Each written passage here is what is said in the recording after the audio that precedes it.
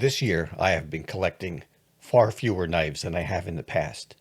The goal has been on quality over quantity. That's a change that I have made, and I will keep at it for the foreseeable future. I have been getting some GECs this year instead of buying more knives from Case and Rough Rider and some of those other companies. I've focused, like I said, more on higher quality knives. Today we're going to look at a few 88s. This is the first one I got. This is in desert ironwood. Isn't that beautiful? The fit and finish on these is exquisite. I wanted to collect a few GEC knives and use some and carry some for a while and experience them before I brought them before you. I wanted to see if they were really as good as what people say, if the quality lives up to what the reputation is. Now, these 88s are a sow belly, and they just fit beautifully in the hand. They fit right there in the curve really nicely. Now, some people complain that the blades stick up high on this type of knife, but I don't have any problem with it. I don't try and squeeze the knife. I wrap my fingers around and I push the knife into my hand. And when I'm cutting, pressure is this way. So I'm never actually putting pressure on the top of the blades. So I think it's more in the style of grip and how you use the knife, whether or not these blades are going to bother you.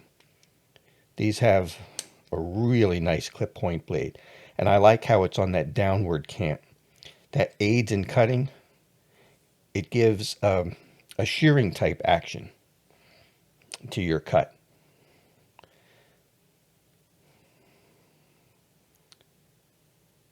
This one is a Northfield unexcelled. You can also see it there on the tank stamp.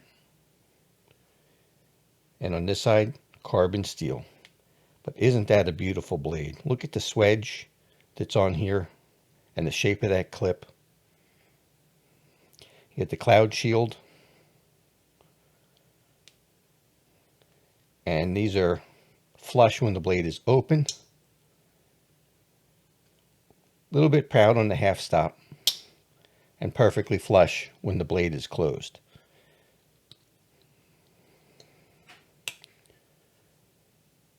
You also have lamb's foot. And you can see this is an 888-222.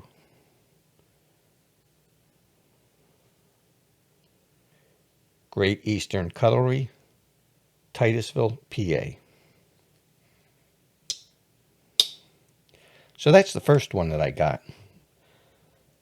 Now, after that, I wanted to get another 88 because I didn't really want to carry this one too much. So what I did is I put out some bids on eBay. I had been watching. There was a period of time when people were not buying these knives. The economy has not been great. Money has been tight. And these knives are definitely on the expensive side. So people were not buying. I had watched a couple of knives over several weeks and watch them go off listing and come back on listing again. Nobody was buying. Nobody was bidding on them. So I made bids on two more knives in the 88 series. I did not think I would get either one of them. It ended up, I got both of them. One of them was this one here, which was called the Yeti. And this is the one that I have been carrying. This is a synthetic white.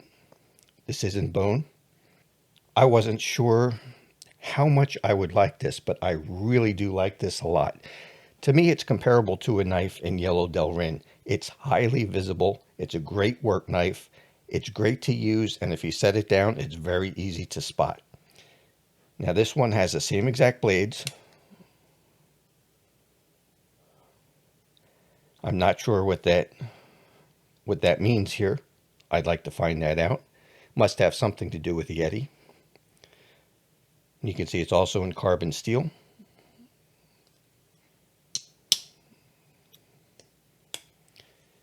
And then we have the lamb's foot. Now this one has the PPP on here, so is it Pattern Production Premier? I'm not sure exactly which order those three P's are in. But I did make a modification to this knife. I think you can expect that on my channel. So if you take these two knives and you compare them,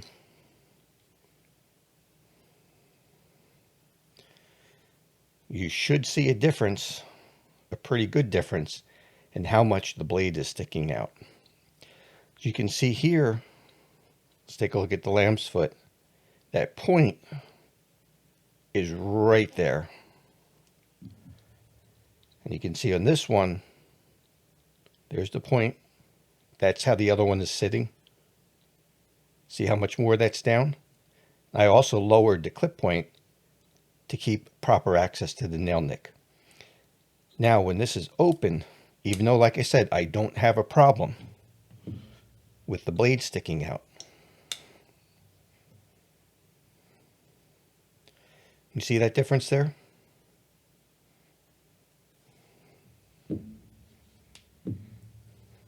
This blade is really out of your way. You don't even know it's there. It's like you don't even feel it in your hand. It's a really, really nice modification to this knife. It did come with one sacrifice. Of course, when the knife is closed, your springs here used to be flush. Now they're ever so slightly. I can just catch a fingernail on here. Because if you think about it, when I ground the kick down, the blade is now sitting on a different part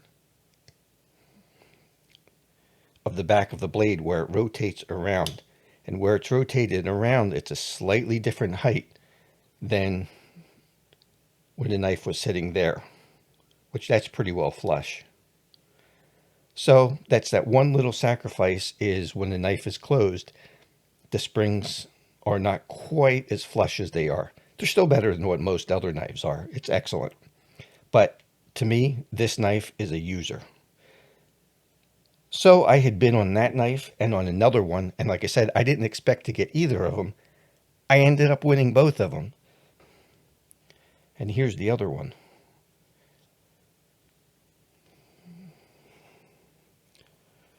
This one has your black micarta with the spade shield.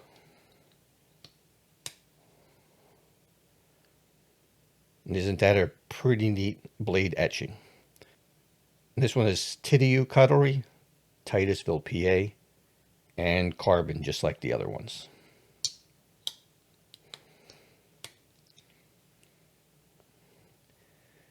Same thing here with the 3Ps for the Premier Pattern Production.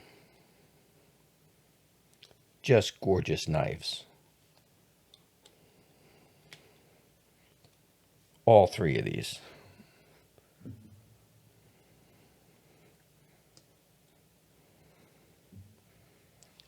Let's put them out so you can see them.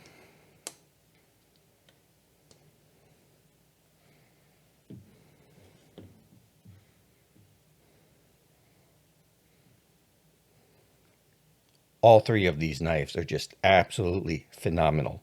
You can pick up any one and they're spot on. Everything perfectly smooth. These are definitely worth the money, and they definitely live up to all the hype. I've really liked these GECs, and I love these sow bellies, and this knife has just been a real pleasure to carry. If you've been watching my channel for a while, you know I like at least two different blade styles on my traditional knives for doing different tasks. Now, unfortunately, summer is upon us, and it gets hot. It rains a lot here in the summertime, and I get hot and sweaty all the time. So for the next few months, I will not be carrying any carbon steel. So stay tuned for a video on what's going to be my summer EDC rotation, which is going to be corrosion resistant and waterproof. That's going to be it for today. We'll see you on the next one.